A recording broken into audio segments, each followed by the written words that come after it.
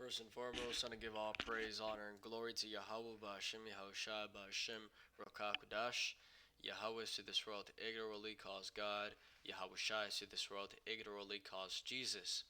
Ba'ashem means in the name, Rakah means spirit, and Kudash means holy. And that's all in the Paleo Hebrew. I also want to give double honors to the elder bishops and apostles of Great Millstone that taught me this truth. And I'm going to play this video, but before I play the video, I'm going to read the scripture right here. Deuteronomy 7:1. When the Lord thy power shall bring thee into the land whither thou goest to possess it, and hath cast out many nations before thee, the Hittites and the Girgashites and the Amorites and the Canaanites and the Perizzites and the Hivites and the Jebusites, 7 nations greater and mightier than thou. And when Yahweh thy power shall deliver thee from before thee, thou shalt smite them and utterly destroy them. Thou shalt make no covenant with them, nor show mercy unto them. Neither shalt thou make marriages with them. Thy daughter thou shalt not give unto his son, nor his daughter shalt thou take unto thy son. And that's the point I wanted to get.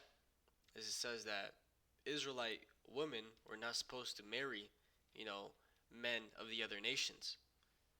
And when it says the daughter shalt thou take unto thy son, you're not supposed to put their daughter unto, the Israelite male. What that's going into is one of those heathen women being the status of a wife, right? Because it says that for an Israelite man, his wife can only be an Israelite woman. But when it comes to a concubine, that's what these women of the other nations would be considered, is a concubine, which is a woman of lesser stature, right? You don't treat your concubine like you treat your wife. So that's why I said that there. But why does it say this? Verse 4, for they will turn away thy son from following me, that they may serve other gods, so will the anger of Yahweh be kindled against you and destroy thee suddenly. Right? And you can see that happened to Solomon. He was dealing with all these concubines, and eventually he was so, what's the word? He was so in their lives, they had so much influence over him that he ended up worshiping false gods. And that's the man with the most wisdom, that has ever walked the earth. Yeah, Solomon. So, if he fell, following these women from the other nations, how much more we, in this day and age. And the point I make this video is, why does it say that? Why does it say this? It's because the other nations will turn you away from following the law, and they will turn you towards breaking the law and doing all types of wickedness, which is exactly where this video ties in. Okay, Jake woman with the serpent, with Esau Edom. Baby, I'm gonna make you some Mettbrötchen, a German dish. Start with some raw meat. She's gonna season with some black pepper, put some caraway seeds on there, mustard and a touch of ketchup, pickle and onions, a little parsley, sriracha. I feel she'll like it better with an egg.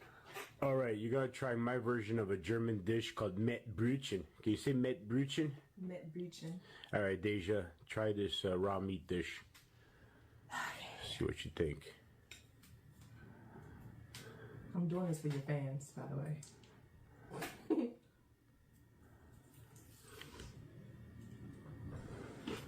Raw ground beef. It's good? But it's good, right?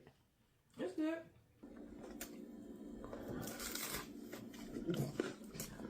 She's almost finished for hers. It's good, right? The more you eat it, the more better it becomes, right? Baby, on mix. Yo, and at the end, she looked like she was forced to say that, man. But that's Esau right there, man. He flipped that camera. You could tell that's a straight Edomite, man. And what really reveals it is the fact that he pushing to eat that raw meat. Okay? Yeah, I think it's when you go into the history of Esau and Jacob, said that Esau was trying to eat raw meat, raw soup. Let me see if that's correct. It says Esau raw refers to the biblical story where the starving Esau sold his birthright to his brother Jacob for a bowl of raw lentil stew. The raw part is debated, but some sources suggest that the lentils were either still raw or that Esau's hasty request to gulp down some of that red stuff implies he wanted it instantly, not waiting for it to be fully cooked. The event is a key moment in the story, highlighting Esau's focus on immediate gratification over a long-term spiritual inheritance. right? So the fact of where do you get that? Where do they get that? What's that word? Where do they get that desire to eat that raw meat? It goes back to their forefather Esau. You know, raw lentils, as it says.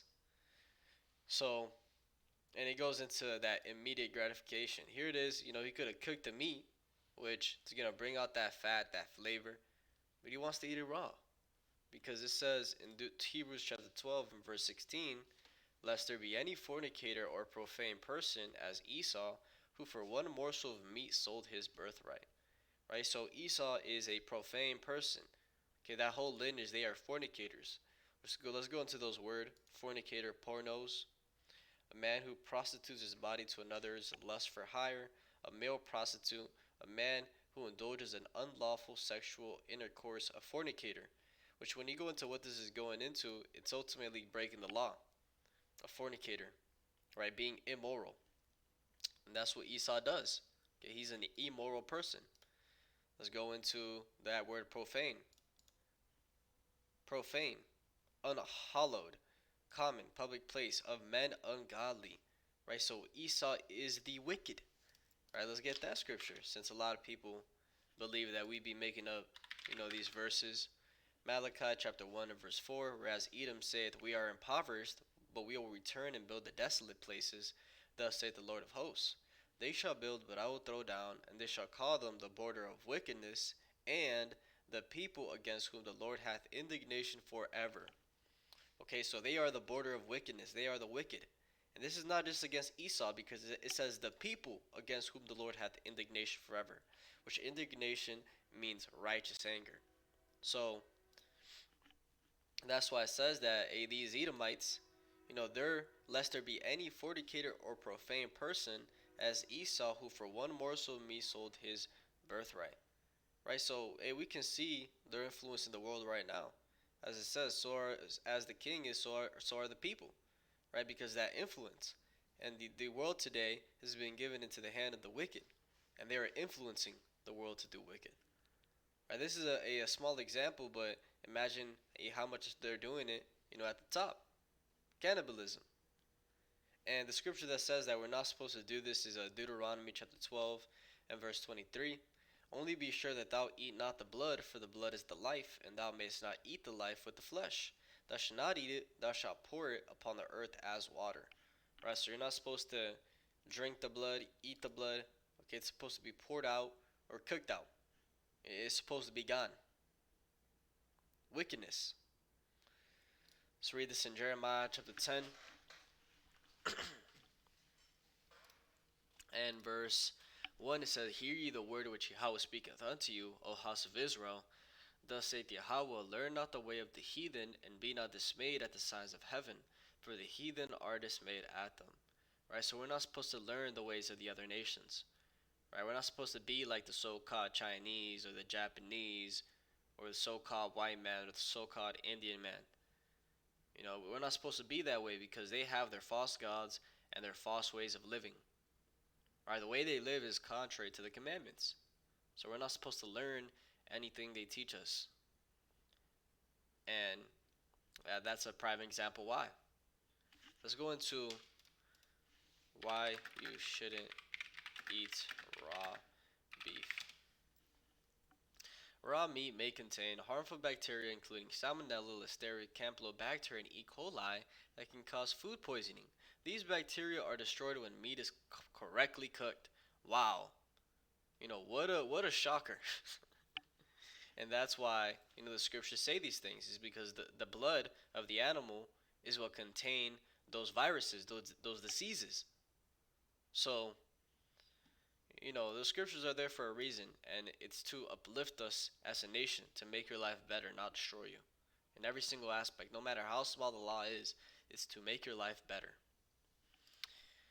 In the last part of the scripture, and be not dismayed at the signs of heaven, for the heathen are dismayed at them. Right? And we see that heavy right now with this object coming in called the 3-Eye Atlas, which many people believe it's a so-called UFO. It's other intelligent life because there's too many anomalies with as they say, the comet. But from what I've seen, hey, what does it say? The signs of heaven, right? Don't be dismayed at them, right? Don't be shocked. Let's go into that word dismayed. Don't be shattered, dismayed, broken, afraid, shattered, terrified, right? Surprised. Don't be surprised when you see these signs because you gotta understand that it's Yahweh Bashim, Yahweh Shai, and the angels.